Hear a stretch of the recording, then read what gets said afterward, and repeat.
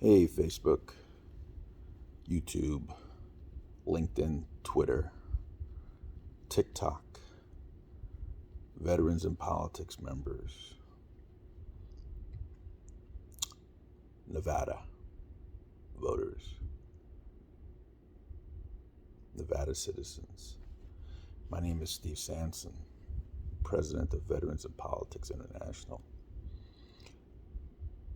Yesterday, we did a podcast after we found out that one of our guests, Jim Marchant, canceled on us. Yes, he said he wanted to reschedule, but I just think that was for show. But anyways, failed to appear on our talk show. And then I was talking about why the Republican Party needed a woman to be their challenger for the United States Senate seat against Democrat incumbent US Senator Jacky Rosen. And I talked a little bit about the women population and why it's so important, but I didn't go into detail like I should have. You know, I've been in this political business for quite some time now, and I did a lot of research on politics. And one thing I do know is that the female population, they really stick together.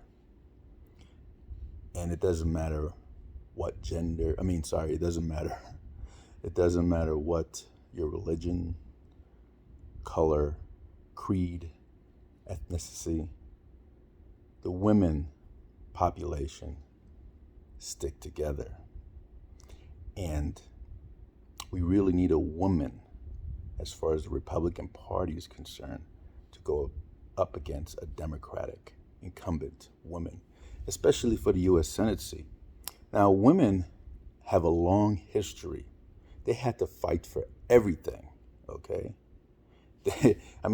People still to this day males to this day stereotype against women.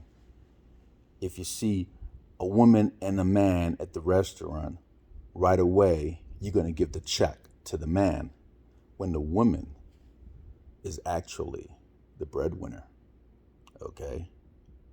So women have fought stereotypes. They have fought for the right to get the same wages for the same work, equal pay. They have fought for the right to go out and work and support their family. They have fought for the right to be in elections and be able to vote and be a candidate. So women in this country have been treated wrongly for many years. So when a woman sees that another woman is running for a seat against a man, it doesn't matter. I would say in all the surveys we've done over the years, 7 out of 10, a woman would vote for another woman despite her political affiliation. And the same stereotype goes along with the male populace out there that are voters and some women. Because if a male is going up against a woman and they don't know either one of the candidates, more than likely the vote is going to go to that woman named Sally, Jessica, Stephanie, all those names that are women before they pick a male name. Sad but true. So when we say that a woman is needed in the Republican Party to run for United States Senate seat, that's exactly what we mean. Republicans, please, please follow my lead on this one. Take my advice. If you want to defeat Jacky Rosen, the Democratic incumbent that sits currently in the United States Senate representing the state of Nevada, you have to, you must, you should, and if I have anything to do with it, you shall put a Republican woman as challenger in the general election for United States Senate. I don't know how clearly I could put that. Think about what I said. Think about how important that seat is. Please, males, get your egos out the way. And you know what? And females, Republican, male and female, get your ego out of the way and put a woman to run in the United States Senate seat. And that woman should be Stephanie Phillips. She has what it takes. You rally around her, put her in a general election, and I could almost guarantee that she will take the United States Senate seat from Jacky Rosen. She's not radical. She'll listen. She'll understand. She'll analyze. She'll reason. She'll be fair. And she will learn or know. Learn when she gets into the Senate. But she knows how to compromise, how to work across the aisle, and that's what you're going to need. Because in order, Republicans, in order to win the United States Senate seat, you're going to need crossover votes. You're going to need the independents, libertarians, independent Americans, Democrats. You're going to need all of them to vote in the general election for a Republican candidate.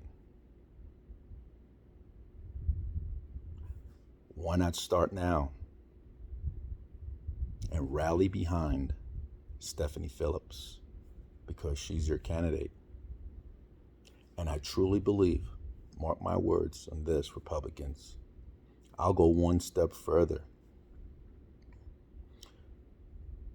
You put Stephanie Phillips in as your Republican candidate for the United States Senate seat in 2024 to face Democratic incumbent Jacky Rosen.